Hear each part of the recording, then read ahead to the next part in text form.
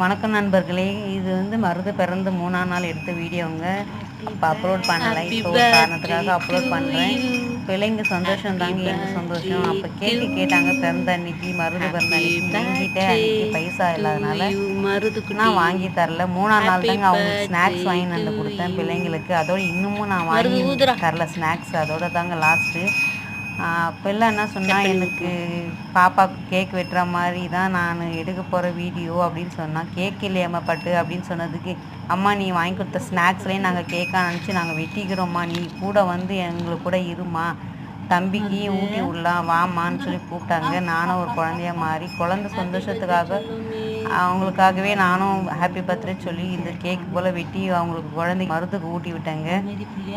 தாய்மை புனிதமானது இல்லைங்களா? குழந்தை நம்ம குழந்தை இல்லை, இவனும் ஒரு குழந்தை போல் இருக்கிறதாங்க இந்த வீடியோ பதிவிட்டிருக்கேன். நன்றி, வணக்கம்.